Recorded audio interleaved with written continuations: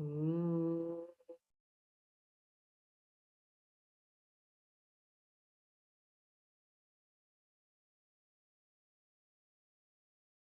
Om.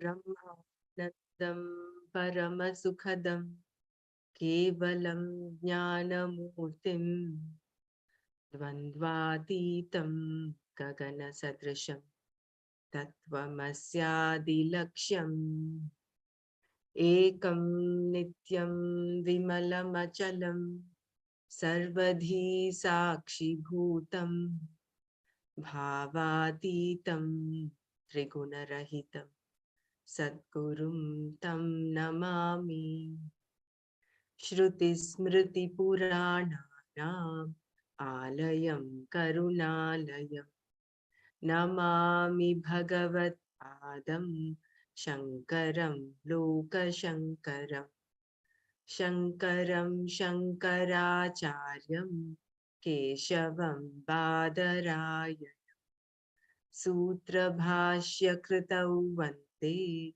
Bhagavantau Punah Punaha Sadashivasamarabham Shankaracharya Madhyamam Asmadacharya Paryantam Vande Guru Paramparam Vande Guru Paramparam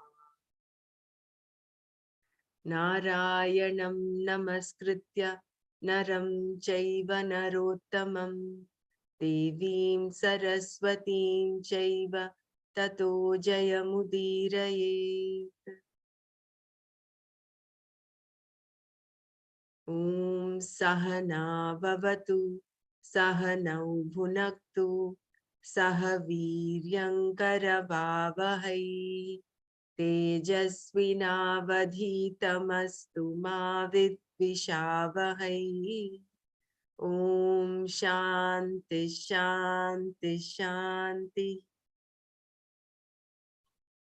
Jai Gurudev.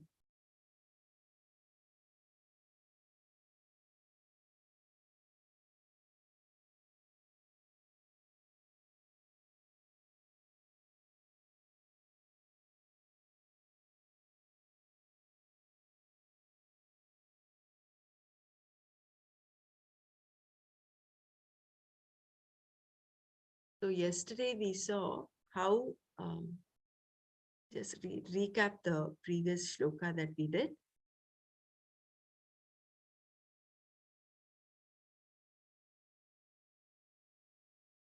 So there is the twofold yajna, direct and indirect.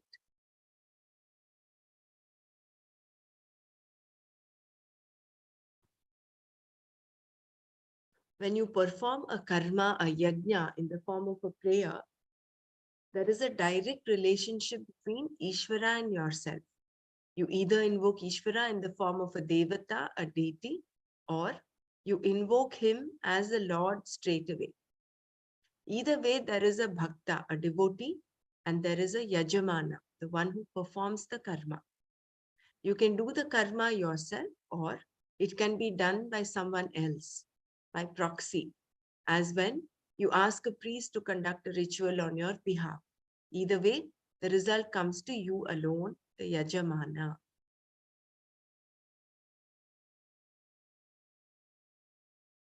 Direct and indirect yajnas. Go for it. Yeah.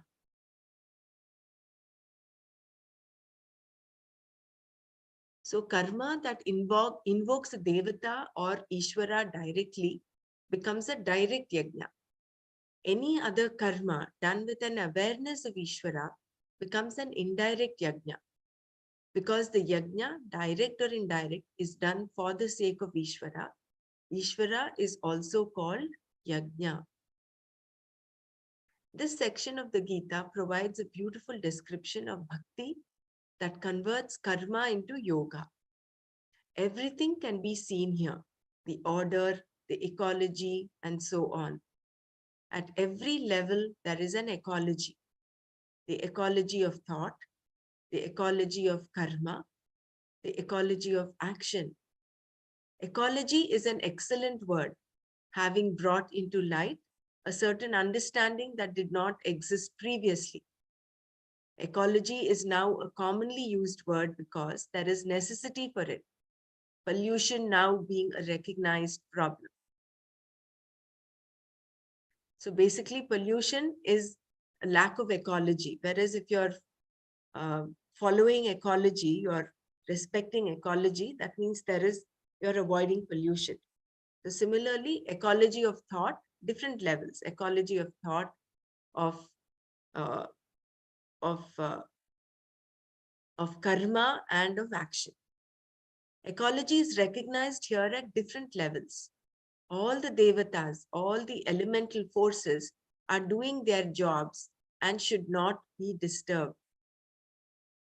Because you are a conscious being with a free will, even the ecology of the divine forces can be disturbed by your actions. If you are abusing your free will, you are disturbing the ecology of dharma, which is going to affect all humanity. Whatever is disturbed is not going to remain without producing undesirable results. There is an order, and wherever there is an order, there is ecology. Here, Krishna was talking at the dharma level. Dharma alone should govern your free will. Once freedom is given to you, you can do whatever you want. There is no hindrance whatsoever. If freedom can be hindered, it is not freedom. Therefore, because you have a free will, you can commit homicide and even suicide. Since there is the possibility of abusing freedom at different levels, there should be an ecology with reference to the freedom given. It seems that the only ecology we are concerned about disturbing is the ecology of the flora and the fauna. This attitude comes from human selfishness. We tend to think only about how we are going to be affected by this or that. But there is so much more to ecology than this. Ecology is the very awareness of one's actions and how they have an ever widening circle of reactions. When a stone is thrown into clean water, it does not just drop to the bottom.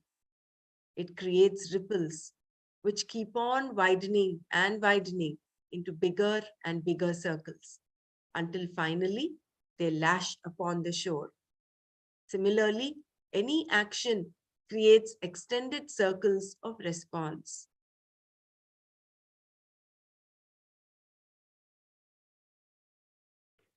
Disturbing the order.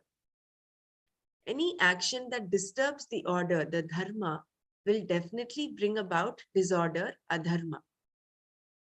Because you are given freedom, your freedom should be controlled by dharma. If at all there is a control, it is conformity to dharma. And if you do not conform to dharma, you will cause an ecological disturbance at the dharma level, resulting in various conflicts and problems. In this section of Gita, you will find how the universe moves within an ecology. It moves in a certain order, and any disturbance in that order is a disturbance to you and to everyone else. Awareness of this fact is what makes a person a karma yogi. Karma yoga must be clearly understood because it is not an ordinary attitude. It takes a lot of maturity, awareness, and sensitivity. To simply say that one should love God is just so much Sunday talk. It means nothing. How can people who are not able to love their own mothers or those who care for them love God? You do not even know who this God is or whether he exists. Bhakti is no joke. You must have a heightened awareness of the whole at the level of the manifest. This heightened awareness is bhakti and is what makes you a karma yogi, as we shall see later in this group of verses. Arjuna was told by Krishna to take to karma yoga, and he was also told that karma, action, binds the person who performs the action. Thus, there seems to be a problem here. Action, implying a doer, brings to the doer the results of the action. The results of the action are either seen, drishta, or unseen, adrishta. Seen results are those you see immediately in this life itself. You can relate directly to them. When you boil water, for example, the boiled water is a result that is seen immediately. The same actions can also bring about unseen results, those that are not seen by you now, but will come either later in this life or in the hereafter. A prayer or a ritual is a karma that brings about an unseen result. For example, Putra Kameshti, the name given to a ritual performed for gaining a son, produces result in this life only. How it happens is not known. Only the outcome is seen. The connection between the ritual and the result not being seen, the result is called adrishta. That actions produce both seen and unseen results is unfolded by the Shruti. How action binds the person. In this way, we see that action does indeed bind the person. It keeps the doer going all the time. Whether the result is good or bad, punya or papa, the doer is always there as a samsari. For one who can discriminate between the real and unreal, even a good result is a shackle. A good result may mean that a particular situation is a little more comfortable, but it is not going to completely change the person in terms of his or her sense of limitation centered on the I. A person can become the president of a country because of some punya alone, not merely because of his or her qualifications. You may say it is a fluke or chance, whereas we attribute it to some good karma. Even though a highly qualified person may repeatedly contest the presidential elections, he or she may never win. For the highly qualified person, the unseen result of winning a presidential election may not be there, whereas for a lesser qualified person, it is. And even if you do become the president, there will still be problems. Perhaps you think your nose is too big, and having to be constantly in the public eye, you feel you should undergo surgery. Like this, some problem or other is always going to be there because simply by becoming a powerful person in society, no one is going to alter his or her sense of limitation centered on the I. Therefore, even punya, good results, are a shackle, a golden shackle. Whether one's shackle is made of gold or iron, it is still the same. A discriminating person knows that both punya and papa are the cause for bondage, the cause for samsara continuing. Karma does not cause samsara, it perpetuates it. There is no need to cause samsara because it is already there. Since karma perpetuates samsara, instead of releasing you from it, why should I do karma? Becomes the question. In this verse, Krishna also acknowledged that karma is the cause for continued bondage. Bandha hetu. There is no doubt about it if karma is done for reasons other than yajna. Here, yajna does not refer to the ritual itself, but to the one for whose sake it is done, Ishvara. By saying that yajna is Vishnu, the one who is all pervasive, the Shruti makes it clear that yajna is the Lord. Similarly, in the verse 24 of the chapter 4 of the Gita, everything is seen to be Brahman, the Lord. The verse is Brahmarpanam Brahmahavihi Brahmagnau Brahmanahutam Brahmaiva tena gantavyam Brahma karma samadhina. The one who performs the ritual is the Lord. The place where it is performed, the oblation itself, is also the Lord. The mantras, ladles with which the oblation is offered, and so on, are the Lord. And so is the result. This means that there is nothing to gain. Everything belongs to Brahman because everything is Brahman. Karma as an offering to Ishvara does not bind. Krishna said here that karma only binds a person when it is performed without recognizing the Lord. When karma is done for the sake of one's ragas and dveshas, without considering the dharma as Ishvara, then it is bondage. One gains only the results known as punya and papa, those that come from performing kamya karma. Actions done for the sake of one's likes and dislikes. Only in this way can it be said that karma binds. It is true that if kamya karma is done, keeping dharma and adharma in view, no papa is incurred. However, only when karma is done for the sake of antahkarana shuddhi does it become a means for moksha. Only then is it yoga. Karma becomes yoga if it is yajna, done for the sake of Ishvara, as a propitiation to him or for antahkarana shuddhi. If this is not the case, then even worship, prayer, and so on become kamya karma, performed to fulfill one's ragas and dveshas. There is nothing wrong in doing this, but one should know that performing karma in this way is bondage. Therefore, Krishna said, do karma properly for the sake of the Lord as a yajna, as propitiation. And how should this karma be done? By being free of attachment. What binds you to karma are your raga dveshas alone. Karma itself does not bind you. For a jnani, a wise person, there is no problem at all. Karma does not bind the person. And for a yogi, one who is not controlled by his or her raga dveshas, karma is an indirect means for gaining the knowledge that is moksha. The yogi here is meant a karma yogi. Thus, Krishna told Arjuna that whether he looked upon himself as a jnani or a yogi, there was no problem. You find that your previous karma, prarabdha, has brought you to a given situation. With reference to action itself, you simply have to do what is to be done by you.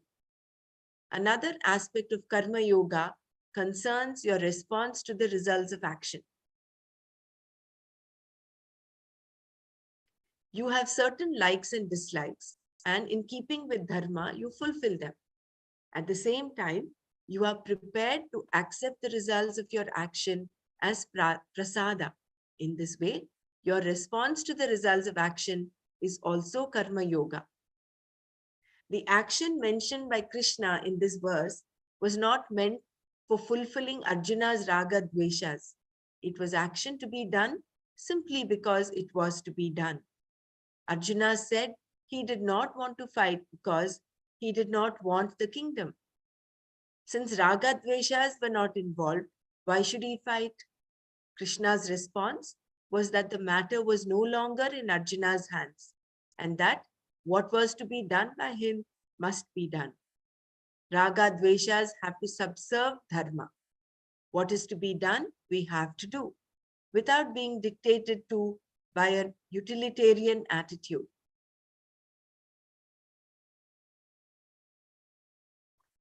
At any point, if anyone wants to stop and share or do anything, please go ahead. You can stop. Hari Om Brahmaraji, what is utilitarian attitude? Utilitarian is like you want some particular result out of your action. You're looking at the utility of your action. Like here, for instance, Arjuna did not want the kingdom. That was the utility he was looking at. So, wherein your raga and dvesha come in. There is a filter of raga dveshas before you perform the action, or you expect that particular result to happen. You're looking at a utility for their action that is done. Okay, धन्यवाद. Whereas if it is dharma, which is directing your action, then it is whatever is to be done is to be done. For example, if what should I say as an example? I don't know whether this example is apt, but if someone is falling, you spontaneously go and help that person, prevent him from falling if you're there in the vicinity. That is dharma. What is to be done is to be done.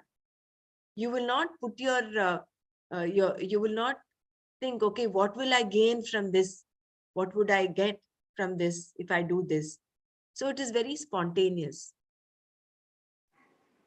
Okay, it's out of compassion. Out of compassion and what is required of you to be done. Similarly, for instance, the other example, supposing you're uttering a lie, which is adharma. You're not following dharma, but you're following your raga and dvesha. You want to get something and therefore you say a lie. You want to escape being punished because you have the dvesha for that punishment, right? So you utter a lie. You say, no, I did not do it. So there you are, you're looking at a utility of that. It's a utilitarian attitude. You want to protect yourself. That is, you do not want to be punished because you have dvesha for the punishment. So that dvesha is coming up there. Yeah, very nice, Brahmaraji. How action becomes yoga. Actions are almost always dictated by a utilitarian attitude. What will I get out of this? How much will I get? And so on. But here, Krishna was saying that if something is to be done by you and you do not want to do it, you had better do it anyway. In this way, action becomes a yoga. Krishna was talking about a karma yogi here, one who is qualified to do karma. The jnani is not being addressed at all. For the jnani, there is no problem because the person knows that he or she is not the doer. There is nothing to be done. The karma yogi, on the other hand, still thinking that he or she is the doer, continues to perform action until knowledge is gained.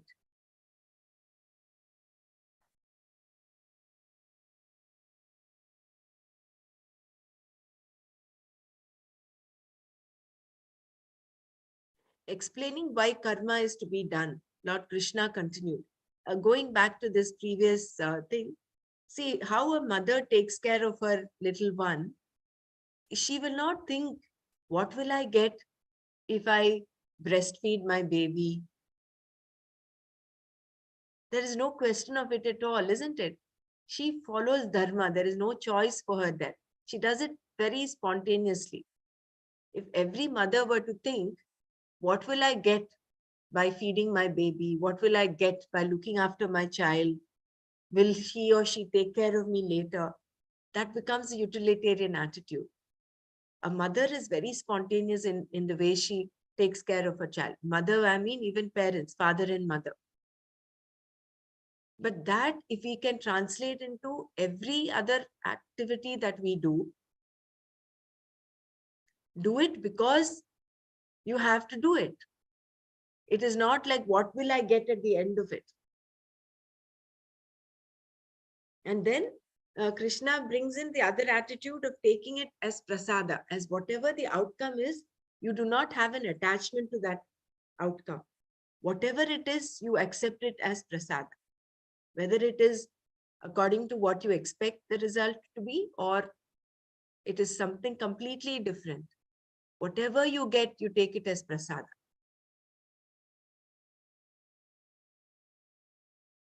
Like for One instance, huh?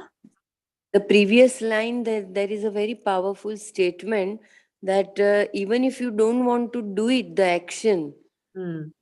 anyway, you have to do it. You You have better do it anyway. ah, He was not ready to fight Arjuna, assuming that he will be killing his own people. But Krishna was very clear that there are some action which you have to do it, even if you don't wish to do it. correct.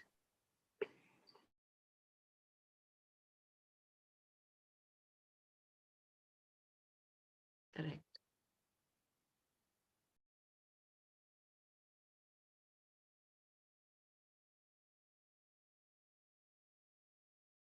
So And here it was Swadharma, right, Brahmaraji? here it is Swadharma. Yeah. His Okay, Swadharma as a Kshatriya was to protect Dharma. That is his Swadharma.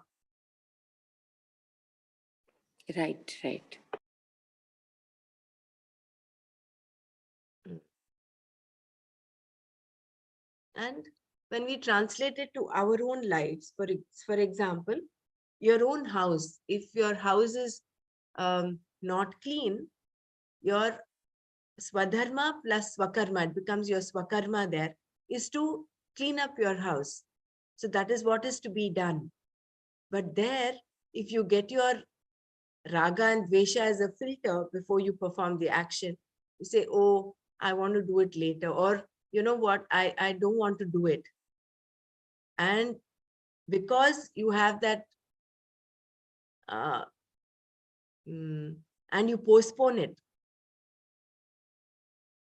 then you're not Yeah, actually, by saying that why only I have to do. why only I have to do, or some other reason, I don't want to I, clean I mean, it's very beautiful. It's applicable in our even day-to-day routine. life, no? Yeah, yeah, yeah. In life. So when we put in that filter of Raga and Dvesha, and that determines our action, then it becomes a utilitarian attitude. Whereas it has to be done, so I better well do it. And that is why Swamiji somewhere in the introduction had said, when you clean up your shelf that you have been postponing cleaning up, the joy that you get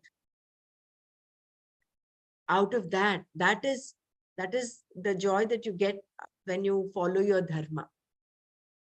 It is different from kama and artha. So when you follow dharma, what is to be done is to be done. Same thing. I mean, we can enumerate a lot of examples like that in our day-to-day life. What is to be done is to be done. Beautiful. Yeah, very nice.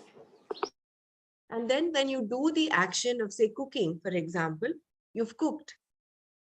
You expect the result to be good. You expect the creation that you have done, whatever you've cooked to be tasty and acceptable, palatable to everyone. But supposing the result is not as expected, that if you're able to take as prasada, then you're a karma yogi. And if everybody else also is taking that as prasada, they are also karma yogis, rather than, you know, uh, calling it names and giving and saying, oh, this is not very tasty, isn't it? So I'm just extrapolating it. But for the person who's cooked, if he or she is a karma yogi, he or she will accept however the dish has turned out to be as God's prasada.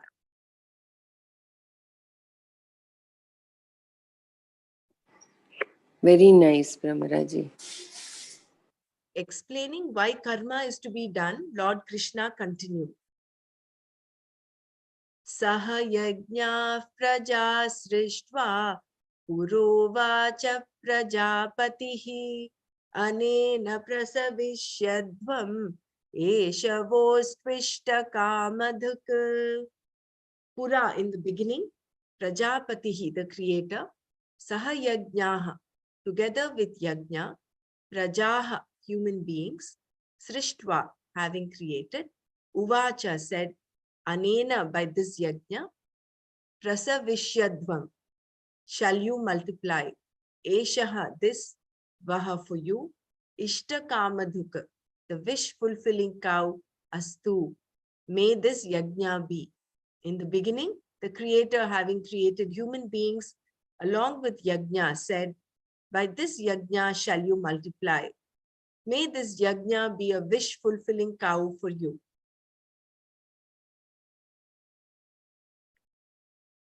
Prajapati means the creator, the lord of all beings, called Brahmaji. The statement, in the beginning the Lord said, refers to the Veda. The Veda is a body of knowledge considered not to have been written by anyone. Instead, it is looked upon as knowledge revealed to the ancient sages, rishis, by the Lord. When the Lord said, then it is in the Veda, and what he said is for the sake of the human beings he has created. Animals being programmed do not need the knowledge contained in the Veda. Along with human beings, the Lord created yajnas and enjoined everyone to perform the rituals and other karmas found in the Veda. Vedic rituals cover all phases of life. Even before a child is born, a ritual is performed. The Sanskrit word for wife is patni and for husband, patihi. The letter E in pati is replaced by N, and the feminine suffix I is added to form the word patni, meaning wife. The Panini Sutra that describes this grammatical rule states that the substitution is only done when a woman is connected to a man for the purpose of doing yajna, meaning a Vedic ritual. A man marries for this reason, since without a wife, he cannot perform certain rituals enjoined by the Veda. Most Vedic rituals require one's wife, Patni, to take part. Although the husband, Pati, actually performs the ritual, he cannot do so without his wife's permission, nor can he perform it without her. Therefore, the marriage itself has a religious purpose. The very taking of a woman's hand in marriage, accepting another person into one's life, is religious. The woman herself need not perform any Vedic ritual because she naturally, just let me read this one, Patyunor Yajna Samyoge. Patyunor Yajno Samyoge. This is Panini's sutra. So the woman herself need not perform any Vedic ritual because she naturally receives half the results of the rituals that her husband performs.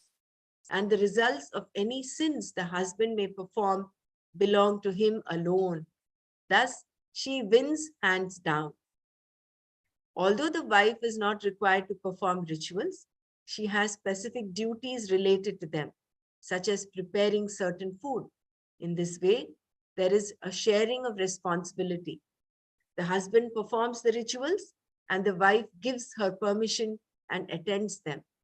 Because she enables him to be qualified to perform the rituals, she is called Patni, meaning that she is connected to Yajna. Thus, inherent in the grammar of such words as Patni is the Vedic attitude about marriage.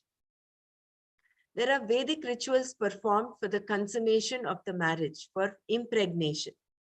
Again, a Vedic ritual is done during the 7th or 8th month of pregnancy for the safety of the mother and child. When the child is born, the ritual called Jateshti is performed by the parents on the child's behalf because the baby cannot do it. Then there is a naming ceremony, naming ritual, Namakarana, which is similar to the Christian christening ceremony.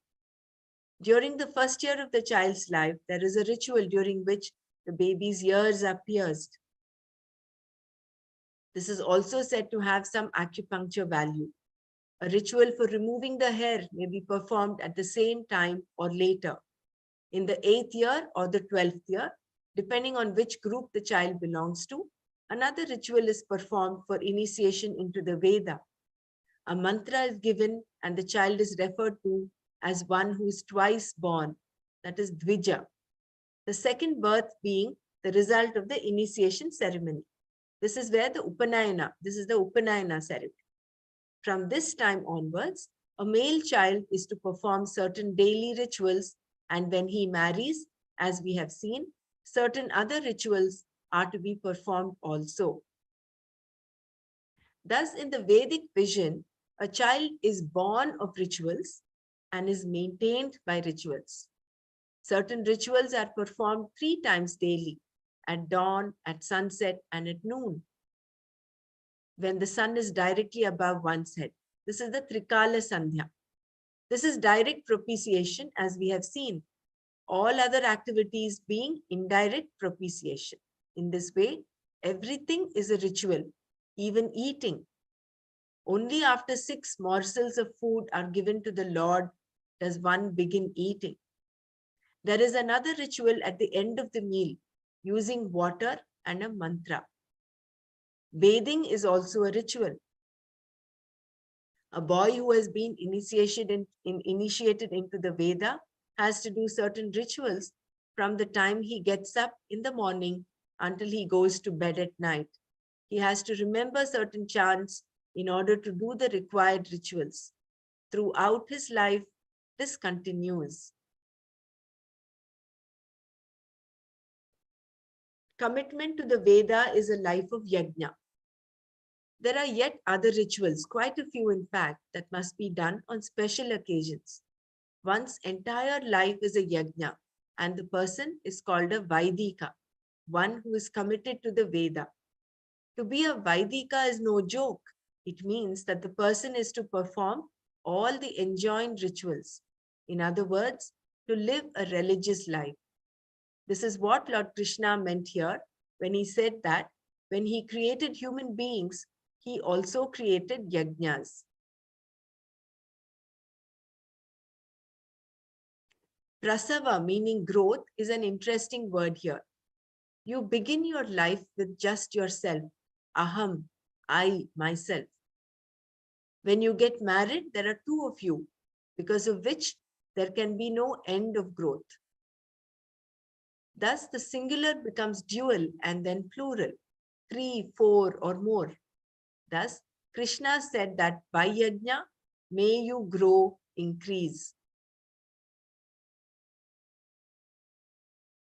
Whenever the word said is used, as it is in this verse, there is always an intention involved. Thus, to understand a sentence, you have to see the intention. By giving human beings the rituals that are in the Veda, the Lord intended for us to grow. Let this yajna be for you, he said. Let it be the cow that yields anything you desire. Let it be your wish-fulfilling cow. The cow Krishna was referring to was certainly not your ordinary milk-giving cow. This particular cow, called Kamadhenu, belonged to the well-known sage Vasishta. One day, Vishwamitra, the king, came to the forest where the sage lived. The king was accompanied by a huge retinue, all of whom were hungry. Finding Vasishta's hut, they went inside and asked him for food. In only 5 minutes, food was served to them.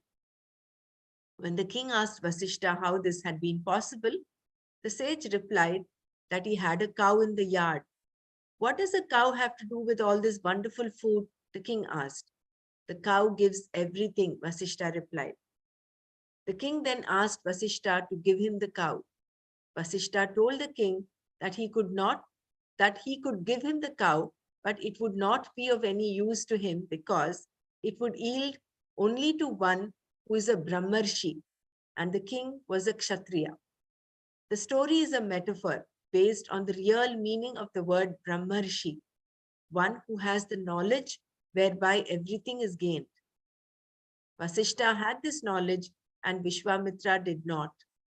By knowing the whole, Brahman, as oneself, everything is as well known. Having this knowledge, the person has everything because he or she is everything. Vasishta's wish-fulfilling cow, Kamadhenu, stands for knowledge. Thus, Krishna is saying here Let the knowledge of Brahman prove to be a Kamadhenu. Let it fulfill all your wishes.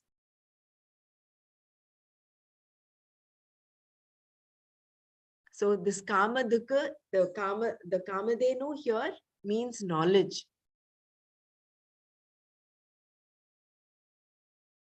So let the knowledge of Brahman prove to be a Kamadhenu. Let it fulfill all your wishes.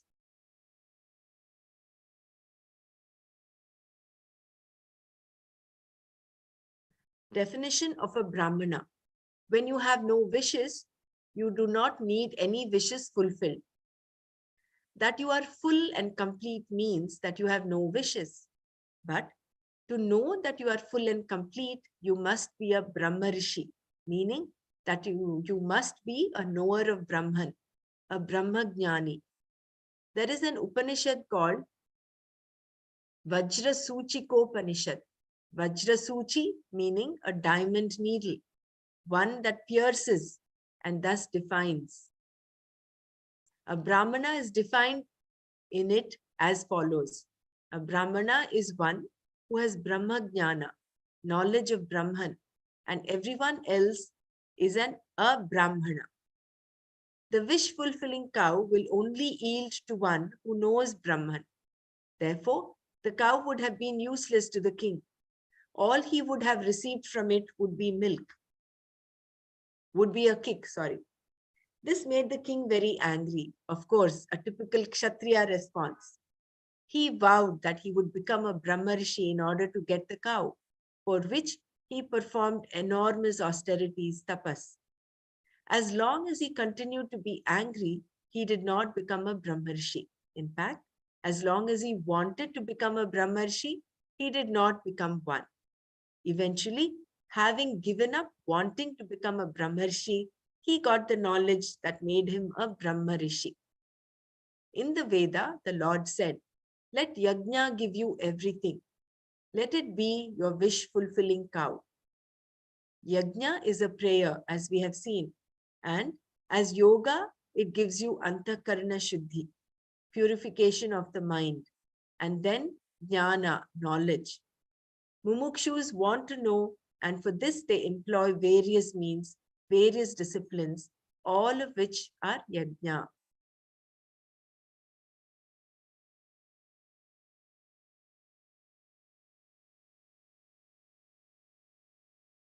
The wish-fulfilling cow is also said to be available in Indra's world. So when you go there, please make sure that you see it. Just as when you go to Agra, you cannot come back and say that you did not see the Taj Mahal. So too, when you go to heaven, you had better look for Kamadhenu. I think this is Swamiji's humor coming in. So basically, Lord created Yajna. The creator created, when he created the world, he created the yajnas, the rituals that have to be done, that we all have to do. And along with that, he said, let this be your wish-fulfilling cow. So the wish-fulfilling cow, as Swami, the implied meaning is the cow is nothing but knowledge. So when we perform these yajnas, the indirect and direct yajnas, direct yajnas are all these rituals that are laid out in the Shastra and the Veda.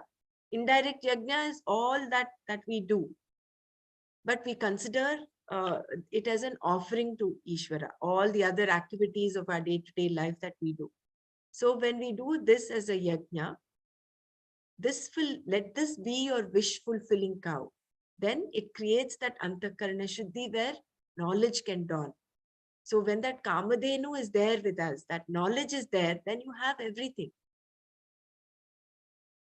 You are complete. There is that feeling of abundance. So that is the implied meaning of this wish-fulfilling cow. Yeah.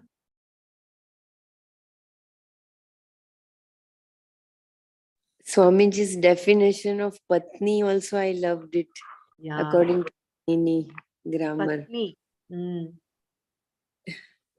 So the I is replaced with an N and this I. That is, a pati becomes eligible to perform any ritual only after he's married.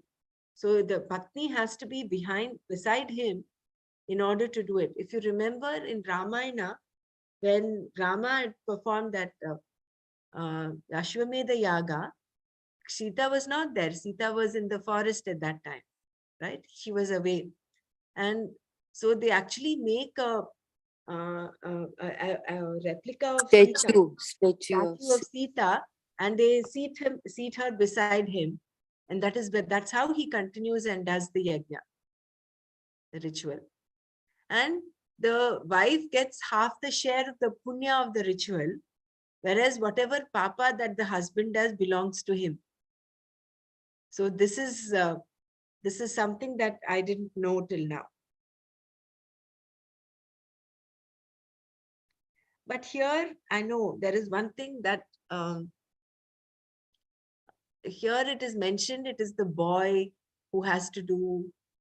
But I think there was a time in the Vedas where there was no gender distinction. I think even Upanayana was available for everyone, male, female. It was not only something that the ritual that boys would do. And that is what Gurudev has kind of revived.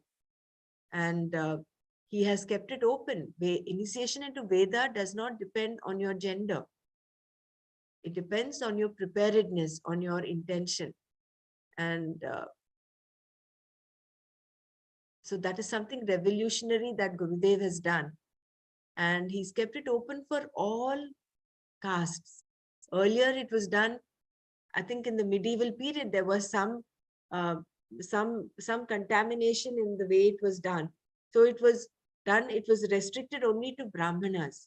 Brahmanas and maybe even some of the Kshatriyas. But then Upanayanam now, as a samskara, as a Vedic ritual, is open to everyone. Whether you belong to the different castes, Brahmana, Kshatriya, Vaishya, Sudra, doesn't matter. If you are ready to receive the initiation of the Veda, you are ready to receive it, period. That may have, Gurudev may have encountered a lot of resistance to it, which he actually mentioned in one of the videos, and one of the things that it was quite revolutionary what he is what he's doing. But we are also blessed to, to have this available to us.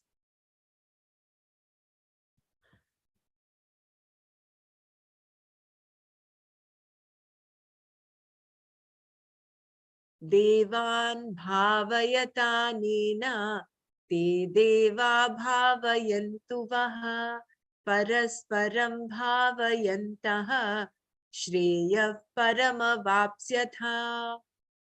Anena, with this, devan, the deities, bhavayata, propitiate, te, those, devaha, deities, vaha, you, bhavayantu, may propitiate, parasparam, one another, bhavayantaha, propitiating, param shreyaha, highest good, that is moksha, avapyastha, avapyastha, you shall gain. Propitiate the deities with this yajna. May those deities propitiate you. Propitiating one another, you shall gain the highest good, moksha. Previously, the Lord had said, with this yajna, may you all grow. In this verse, Krishna told Arjuna how, by performing the daily rituals enjoined by the Veda, the various deities or aspects of the Lord are propitiated. The sun is a blessing, no doubt, but if we look at it just as a ball of fire, it is not a deity, a devata. It is purely an inert blessing. However, if you look at the sun as a devata, you are recognizing that it is non-separate from Ishvara. Similarly, with the other deities, water called Varuna, air called Vayu, fire, Agni, and earth called Prithvi. Space, Akasha, is also a devata, as is time, Kala. Thus, There are any number of devatas whose blessings you partake of every day.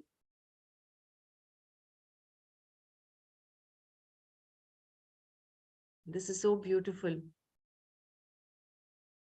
Yeah, The water we respecting all the elements of drink, the all the Prakriti. elements, how we should conserve water, how we should, respect water, how we should um,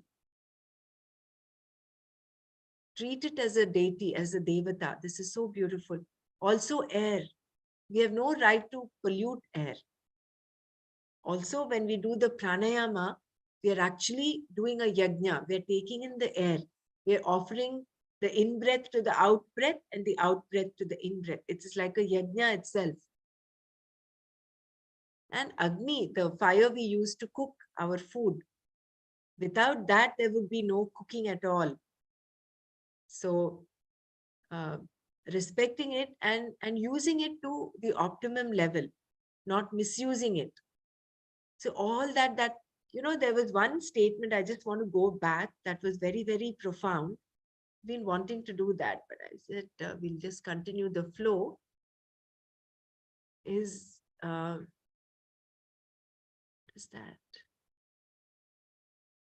this is the first thing that I read? 1 second.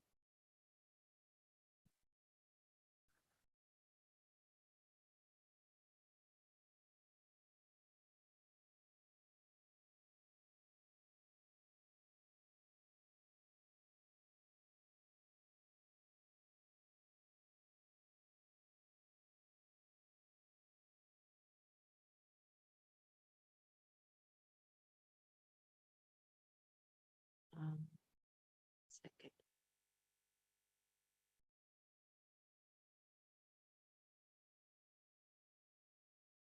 It's way in the front, I think.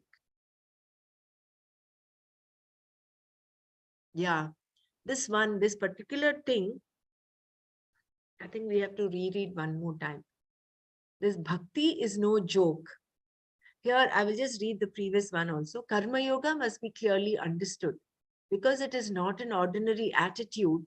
It takes a lot of maturity, awareness, and sensitivity. To simply say that one should love God is just so much Sunday talk. It means nothing. How can people who are not able to love their own mothers or those who care for them love God? You do not even know who this God is or whether he exists. So this means to say that love thy neighbor. You start with people around you. When you can respect them, you can love them. Uh, that is when you start actually loving God. Otherwise, it only remains a notion as a concept. You don't know what it is, right? So you start from people around you. And then you gradually increase the whole circle of belongingness, of loving everybody in the world. Therefore, bhakti is no joke. You must have a heightened awareness of the whole at the level of the manifest. This heightened awareness is bhakti and is what makes you a karma yogi, as we shall see later in this group of verses. So these two verses, I think these two paragraphs, I think they're very, very profound. So karma yoga does not mean just um, performing it as a yajna and receiving everything as prasada. It requires heightened awareness, maturity, and sensitivity. Heightened awareness of the whole at the level of the manifest.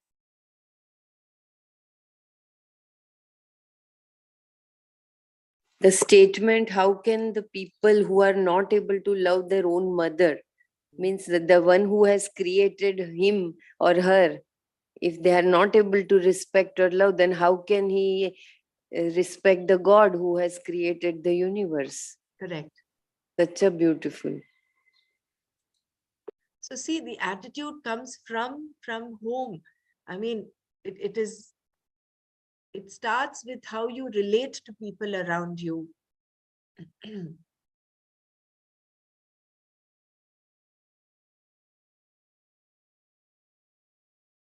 And automatically, when you have the aspect of dharma comes in. There is no way there is karma yoga which is not akin to dharma, which is not aligned with dharma, isn't it? So when you consider the whole world as an extension of yourself, the way you love yourself, you love the whole world. And what you will not want others to do to you, you will not do to them. So you are in line with dharma. You're in sync with dharma. And at the same time, it is the heightened awareness of the whole at the level of the manifest. I mean, this is something so beautiful. I'm just trying to, if we can, discuss this one sentence, it will be really beautiful. Yeah, it is applicable to the whole creation, Mm. all elements. I mean, to sustain the ecological balance, not only in terms of the Prakriti only, but even our thoughts, how important it is. So Yeah. beautiful. I joined later, so I couldn't catch. So I'm just kind of listening, Dr. Ramar. So Yeah. No yeah. problem. This is what we actually started off with today. So I've just Oh, went because something was put me to these two paragraphs. This, especially the sentence of bhakti, that it is require a heightened awareness of the whole at the level of the manifest. This heightened awareness is bhakti and is what makes you a karma yogi. mm, So, and karma yoga requires a lot of maturity, awareness, and sensitivity. Basically, if we look back to what Swamiji was talking of in the introduction, he said you don't just grow physically, you grow emotionally. You mature, become more sensitive. And when you become sensitive, you are attuned to dharma. That is where you're aligned with dharma. So you're then automatically you're sensitive not just to yourself, people around you. You're also sensitive to the environment, to Mother Nature, to everything. yeah. So basically, when you say karma yoga, that whatever you're doing, you need to be united with that action. Meaning, like that's where this awareness and the sensitivity, maturity comes in. Like you're not just doing it for the sake of it. You really have to feel it to be. I mean, to be in that moment and doing it with your full awareness. So that is what is called bhakti. Like when we are doing with all that, that you're even simple things, if you're doing it, so you're trying to help somebody or that is bhakti, like. Even when we are walking on the road, and if you see a peel of banana and if you just throw it in the dustbin, assuming that someone else may put Exactly. Mm-hmm. just to protect someone else, and you do Yeah, it it's more of like, a selfless act, right? So you're not only concerned about yourself slipping and falling on that, and you're worried about other people. So when you're doing it for others, it is always something good. yeah, out of maturity and sensitivity and awareness that it is the whole creation is your own manifestation, own extension of your consciousness. Yeah.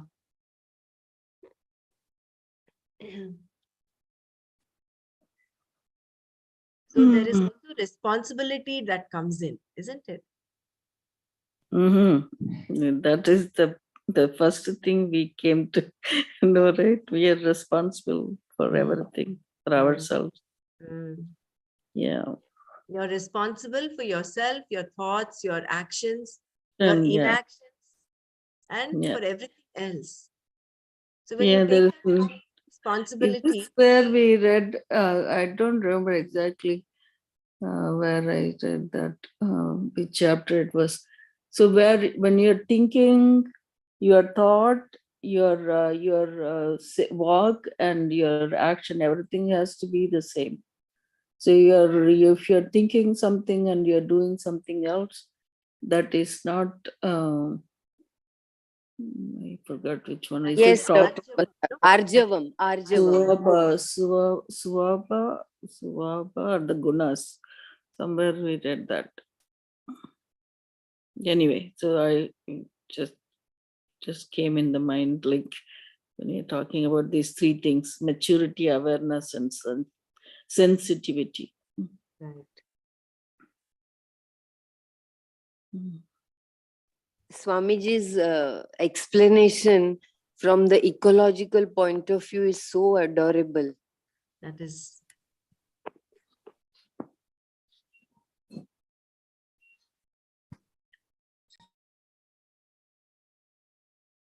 how action binds the person. So we do you want to just run through this to summarize what we have learned till now?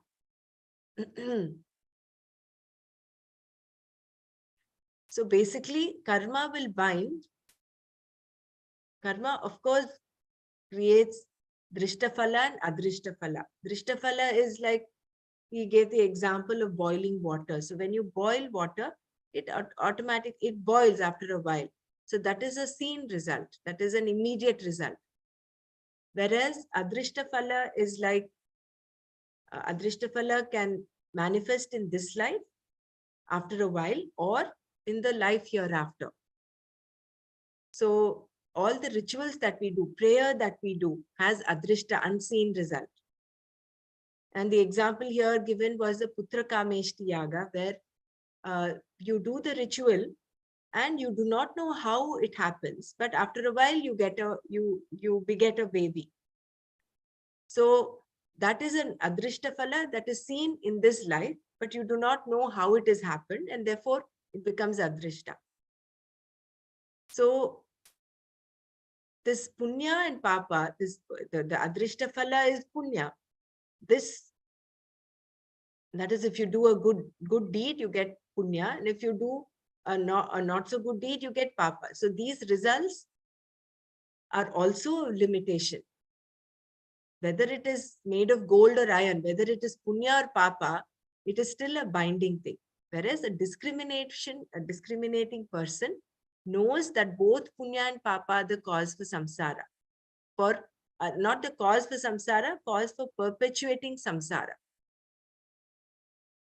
So what he does,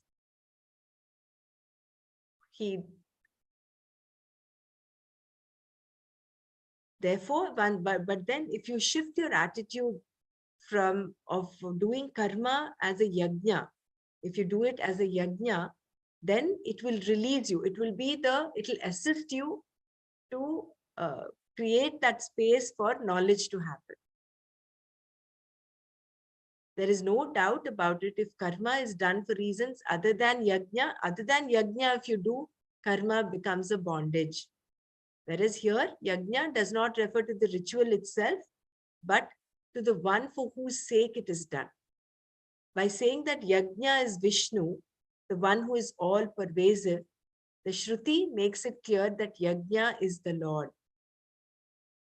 And that if we do everything with this attitude of Brahmarpanam Brahmahavihi, if we can just bring this one sentence, this shloka into all the activity that we do, not just as a concept, but if we can feel whatever we're doing, that the emotional connect comes in, that whatever we are offering, whatever we are doing, that way our body itself is Brahma. The hand that offers is Brahma. The hand that cooks, the hand that cleans, the hand that feeds, all that is Brahma. And what is offered, what is cooked, what is given is Brahma. And the receiver is Brahma. The recipient is also Brahma. And the whole process is Brahma. So that is the heightened awareness, I think, that we have to integrate into our day-to-day life in whatever we do, whether it is a prayer, a ritual, a Vedic ritual, or any other activity that we do as part of our, um, for instance, our job, our career, taking care of children.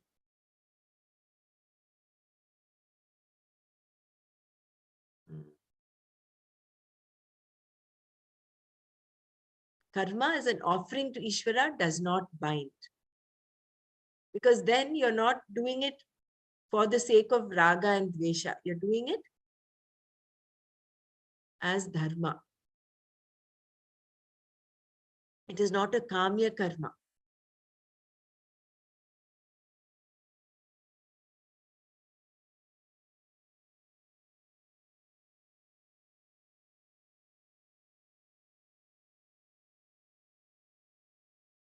So when karma is done for the sake of antakarana shuddhi, does it becomes a means of moksha?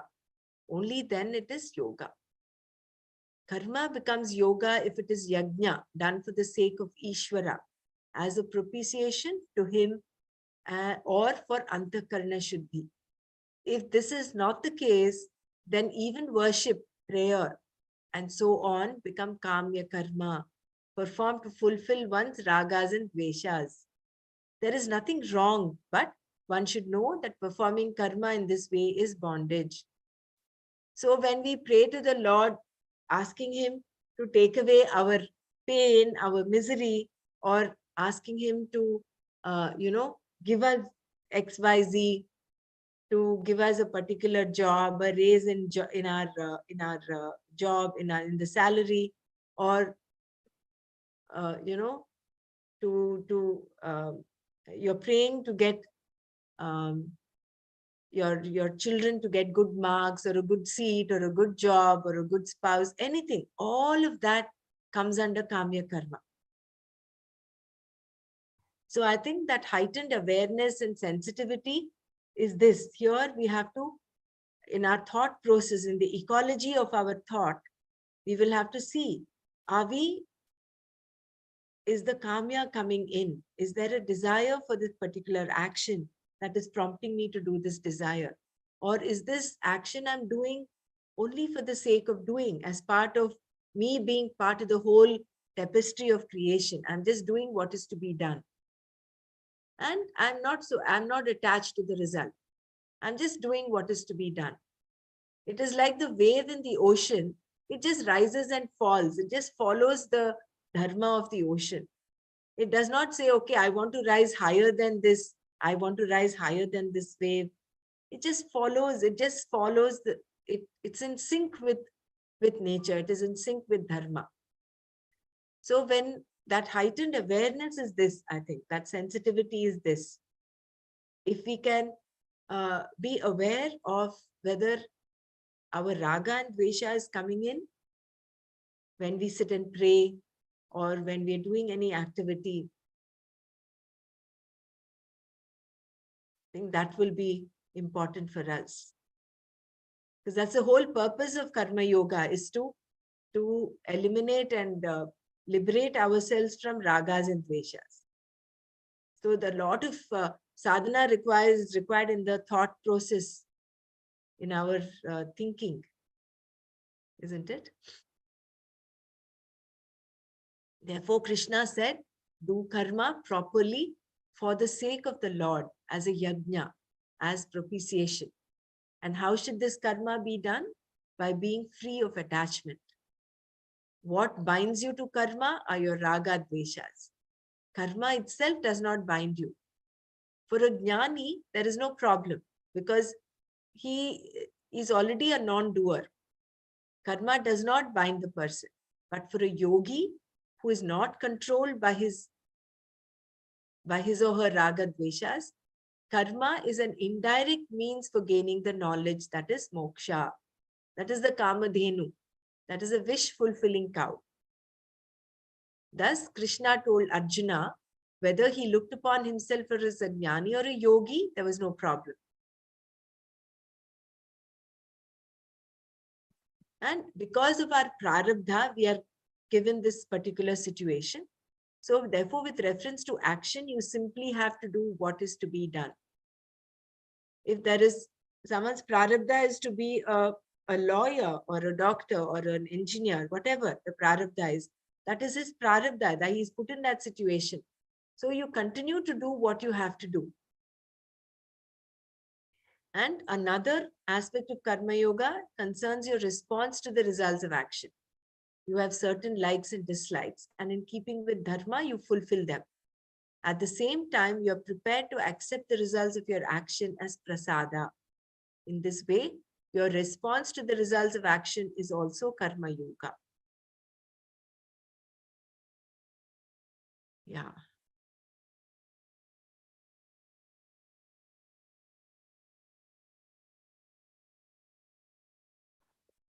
And then this verse, in the beginning, the Creator, having created human beings along with yajna, said, by this yajna shall you multiply. May this yajna be a wish-fulfilling cow for you. So initially, there's only one, aham. And then when you get married, there is two of you. So from there, that becomes plural. So that is how the whole creation, it multiplies.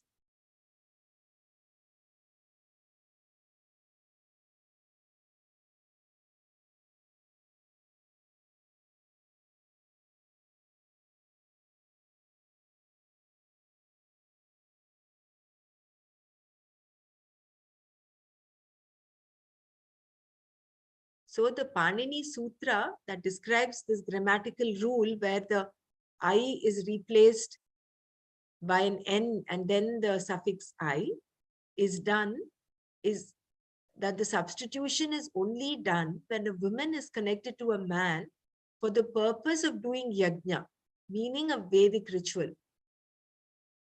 So the very purpose of marriage is that the Vedic ritual can be continued, can be a man marries for this reason, since without a wife, he cannot perform certain rituals enjoined by the Veda. So for the Grihastha, there are some Vedic rituals to be done. He can do it only if his wife is there. So that means a person who is a widow, a widower cannot do this, right? It implies, that is implied by this. Jai Gurudev, Yes. I wanted to ask one question, like when we do the daily homa and we are doing it ourselves, like the husbands are not there and they are not willing to do, so it should not be done then, the daily homas, because I've been doing it for many years and I've been doing, mainly I'm doing alone, only on some occasions, like it's birthday or it's some festival, then he's sitting. Otherwise, I do it daily. So is it wrong doing? No, I don't think it is wrong. That is why we are allowed to do it as well. Even Gurudev has given us the opportunity to do it. So I think here what is meant is for the husband to do a ritual, he necessarily has to have his wife beside him. But there is when no you do. Okay. exclusion that a wife should not do it by herself. Okay. That is the meaning I get, I understand. But I think in the actual, when you look at it in a broad aspect, broad sense, there is nothing binding, nothing excluding a woman from doing it. See, if that is her purushartha, it is her intention, and that is what the desire is to do it, I think very well, go ahead, as long as it is an auspicious thing. I don't think anything will prevent it from her from doing it. Yeah, But it's just like a daily prayer. Like daily prayer we are doing, so we are doing the daily homa. It's only that there's no intention. It's just the karma that is to be done is to be done. In this way, I am doing. Yeah, There's no intention or no nothing behind it. correct. It's only that it should be done so that it's being done Being done. like this. Yeah. Very right. And then it becomes even more sanctified. You become more of a karma yogi when you're doing it without any desire in end, without any seeking in the end. There is no particular kamya, no particular desire that you have as an intention that you take. Yeah. When you're doing the Devi Homa, you're just doing it for the sake of doing it, for the joy of doing it as an Yeah. offering. Then it will Yes. help in cleaning up your antakarna. Yeah. Jai Gurudev, Thank, from this thank you. question, a thought came to my mind that a woman is a full in herself. And whereas the other gender, the Purusha, is not complete without a wife. I mean, without a female. That is what came to my mind. So I don't know how far it is correct. But yes, woman in herself is full, that I can say. Jai Gurudev. I don't know how it came to my mind, but yes, Jai Gurudev. I think beautiful insight. We never thought it that way, but it is really seems very scientific.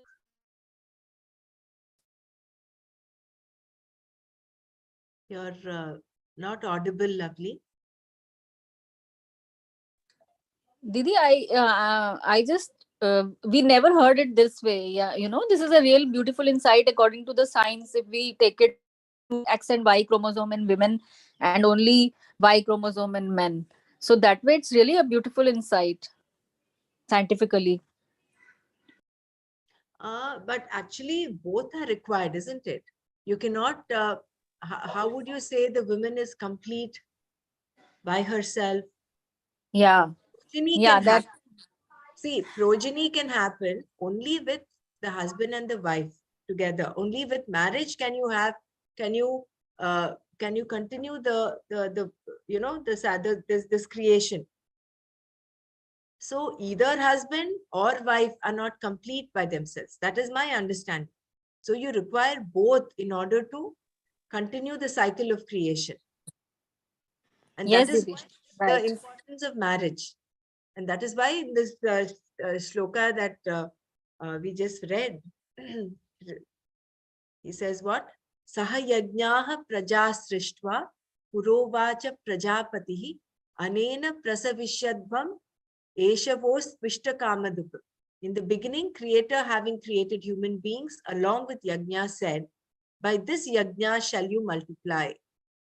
So that way, marriage is also a kind of, is a Yajna, wherein the two come together in order to continue doing these rituals. And specifically here, according to the Veda, it is mentioned that the man cannot do a Yajna without the wife beside him. Those the Yajnas that are meant for the Grihastha to do. And the wife automatically gets half the share of his punya of doing it. But nowhere is it mentioned, and it's not clarified here. We need to seek some higher clarity from this, because I don't have any knowledge about that. If the wife alone does the ritual, for instance, will the husband get, and number one, is the wife, of course, wife is eligible to do it, I suppose. Will the husband get a share of his of the punya? All that is not mentioned. I don't know, maybe we need to go to a person who has this knowledge to get this information and clarity. But ultimately, it doesn't really matter, isn't it? For us on this path, as mumukshus, we require to know that whatever karma is done, it does not, see, mumukshutvam does not differentiate gender, male, female. Here, what is mentioned is only the Vedic ritual. So that's only a small aspect. It's only that karma kanda aspect. I think that we can leave aside. We don't need to spend so much time on that. So whatever is done, as long as it is done with an attitude to cleanse your antakarna, not with raga and dvesha as the intent. And whatever you take it without attachment. Then it fulfills our purpose. Karma would have fulfilled its purpose.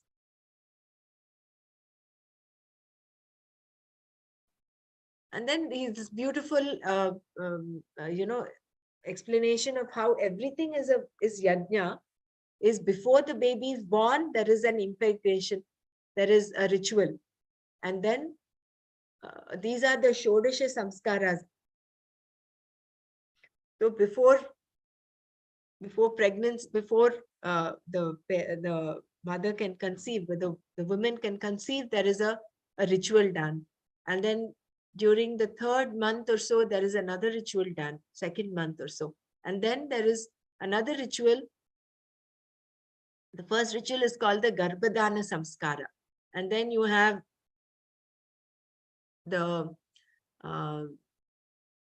it's called Simantam. Simantam is done around the 5th to the 7th or 8th month of pregnancy. It is done for the couple, Garbhadana Samskara. Yeah. And then you have, once the baby is born, you have the Jateshti karma. Because the baby cannot do it, the parents do it. And then you have the Namakarana. And this is very beautiful. I don't know if Mrinal, you've learned about this. We were taught about this in our pregnancy yoga, prenatal yoga course in the Sri Sri Yoga School of Yoga, where the Namakarana itself is so beautiful. It is dependent on the birth star, the family name, and then the deity, and there are a few other things, and then the common name, Laukika Nama. So there are several aspects that are taken into consideration before giving the name to the child. So it is very meaningful the way the Namakarana is also done. And then you have the baby's ears are pierced. And then you have Upanayanam. And then the child is initiated into the study of the Vedas. It is very beautiful how everything has a meaning and how it is done as a yajna. So therefore, everything, the whole life itself, the tapestry of life itself is a yajna. Thus, in the Vedic vision, a child is born of rituals and is maintained by rituals. Even the meaning, even the reason why these rituals are done is to ward off any unseen obstacles, to allow the child to progress on the path of life, to reach its fulfillment. That is the whole purpose of doing these rituals. In fact, when we were taught, we were given the example of how when you plant a little seed and the seedling comes up and the plant sprouts, you ward off, you keep a fence around it for it to grow to a certain extent, right? So this fencing is to protect this growing sapling so that it's not eaten up by grazing cows and it is not trampled upon. So these rituals they have that implication. They kind of protect the psyche of this growing child, not just physical, so mental and intellectual, emotional. It protects the psyche so that he matures and he goes up the ladder of emotional maturity.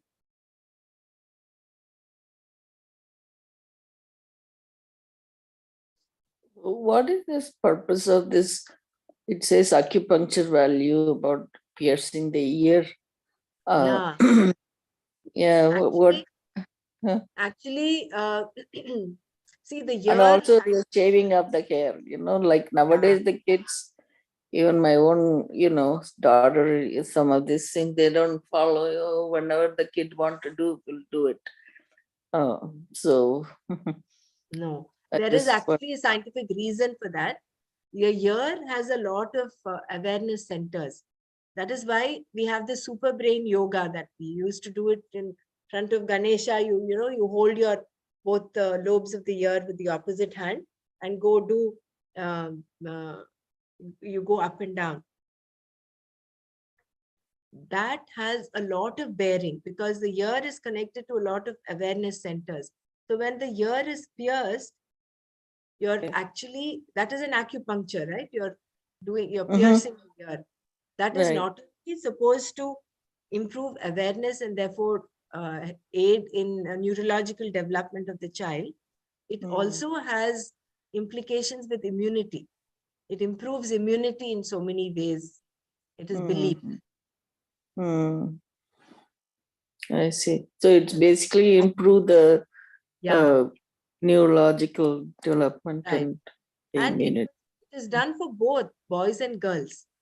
Now we Right. do it only for Yeah. girls, but at one Yeah. point, with ritual, it was done for both boys and girls. Right. So that, my granddaughter had her ears pierced, but then my grandson, I don't know, they said, oh, they don't need to, leave it to the child. Yeah. So I just wanted to know. I know I read it somewhere before, but again here it's mentioned again here. And also this removal of the hair tonsuring, also has a scientific meaning in that when it is done around just before the first year, I think, around the first year. Right. In many cultures, it's done just before the first year. It is to be done within the first year. So that the tonsuring, the act of tonsuring itself is known to improve their neurological development. I can refer to my notes because all this we were taught in our pregnancy prenatal yoga TTP. So it actually has a meaning. Okay. Yeah, if you have it, please share it. Yeah. I want to give it to my daughter. And then this is certain rituals are performed 3 times daily, that is at dawn, dusk, and at noon. This is direct propitiation, as we have seen, all other activities being indirect propitiation. In this way, everything is a ritual, even eating. Only after 6 morsels of food are given to the Lord does one begin eating. I do not know the meaning of these 6 morsels. I don't know what my father does that even till today. I will need to find out why the 6 morsels. I think one is for the Pitrus, one is for the, the Jivacharas that are outside. Like that, there is some meaning why these 6 morsels of food are given.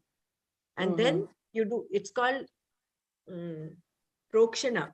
So you do the prokshana and then you eat. Then it is like you're sanctifying the food and then you're eating it. Oh, okay.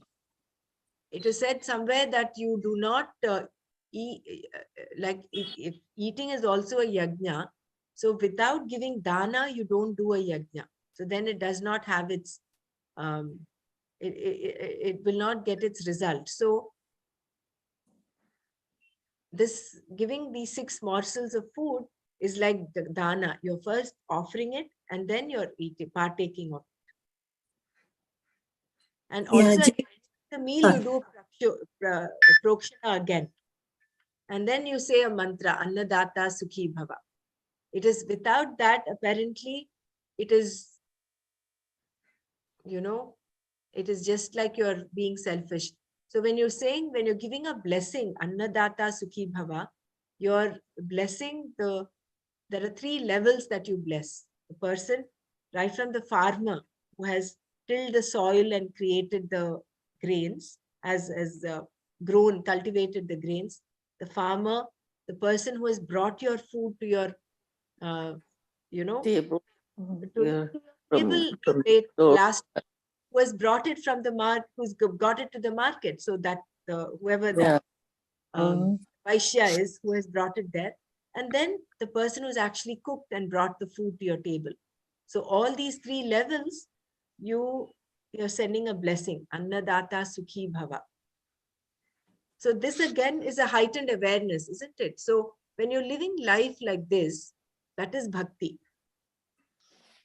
So the 6 morsels, you put it on the side of your The plate, or side of you're your doing plate. it, and are you really have to take it out and put it to the, some words you eat? I mean, there are so many different ways they say it, right? When you cook your food, you don't eat it without offering to the god. So at least you show it to them, because obviously, I wish when you provide, put it in front of, god or the devatas, that you wish they can eat it, but then we don't. Obviously, we take that back and we eat them. So I'm just wondering what happens, what exactly you're supposed to. Somewhere they say you just at least show it to the god, meaning like how they do it in the temple, they show the Naivedya. naivedya, Yeah. and then take it back. So I'm just wondering, what is this? I mean, I do agree with the 6 morsels. Like some people, they put it on the side of the plate before they start eating. Um, it's something to remember to do. If I haven't been doing such things in the past, so at least certain religion, like in Jewish or other religion, they do prayer at the table before they eat. But then again, this is kind of different to know. Mm. Jai Gurudev, Annadata Yeah. that Vibhavat. 6 morsels are given on the right hand side of the plate, and during that they chant some mantra. It is called Chitravati. I mean, what we perform is Chitravati. I don't remember the mantras. It is Chitraya Nama, Chitraguptaya Nama, and so on. So Oh, it is wonderful, and I don't know what it is, but after going through this, it yeah. is making And some so meaning. many different way of doing, like, so we have Annapurna, this deity, and so they say, okay, you have to provide, when you cook food, you first put it for Annapurna. So there is so many different way of doing this. um, so I just remember to do it, at least whatever I cook, and put in front of God, that's it. And you do the water, and you take it. And scientifically, it is, they are discussing that it is just to be preventive, not to enter any ants or any insects in your food. So they put some water around the plate, Around and the then plate, put yes. Chitravati, and then they take an achaman, and then they start eating. That also 3 morsels they will put in their own mouth, and then they begin their eating. So, Okay. yeah, Jai Gurudev. Thank you. I've just Googled, okay, I'm just going to, at that, we thought we'll wind up at 6:30. I will just take a few minutes. I just want to read this. This is from Kora, okay? He's a Vedic spiritual theist. So I'm just going to read from this Kora. Okay. I will Thanks. tell on what we Brahmins supposedly should be doing before a meal. It is called Paricheshanam, meaning sprinkling around. To do that, you need to ensure that you have water with you and know the mantras correctly. Now comes the thing. You first sprinkle some water on the food saying Bhur Bhuva Swaha. Some people tell the whole Gayatri mantra here though. These 3 words are the Vyarthis, the spiritual realms often used in mystic chantings right from Aranyakas or Brahmanas. Then take water in your right hand palm, and while circulating it over the food, irrigate the boundaries of the food plate. This is the Keshanam, chanting Deva Savita Prasuvaha Satyam Tvartena Parishincham Ritam Tvat Satyena Parishinchami in the night time. O God, inspirer, churner, I irrigate around you the truth with what is right. Wow. O God, inspirer, churner, I irrigate around you the truth with what is right.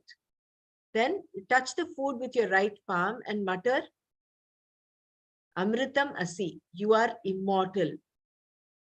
Drink a little bit of water from the right palm, chanting, Amrita Upastarasam Asi, you are the all-spreading immortality.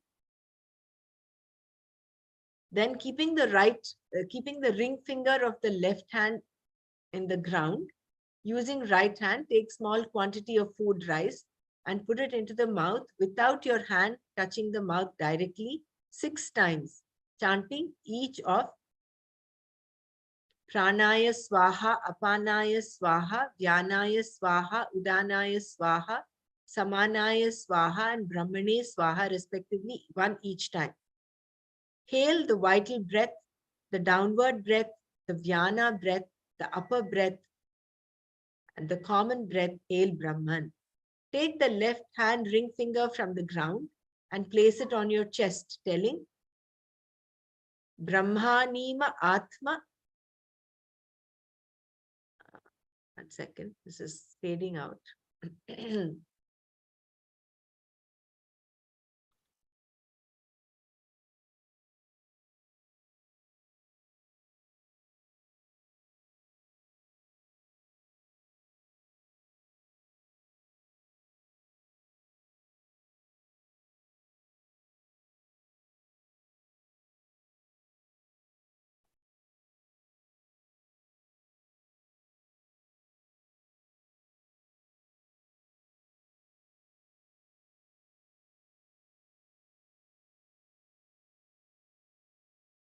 Oh, that went off. I don't know. Let's hope it comes. Just give me a few seconds. It's opening up.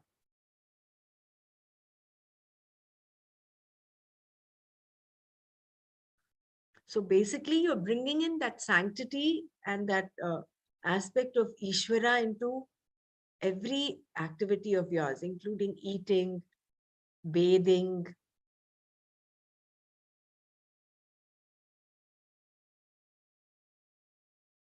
So therefore, when you get up, you chant. When you sleep, you chant. So you make your whole life itself, your daily routine into a ritual itself. Yeah, every action is preceded by thinking about the God. Yeah. Isn't it? It is. Yeah. Yeah. It is really that, yeah, we're not doing all that with all the mantras, but it's good. Let me just get this back. Prayers.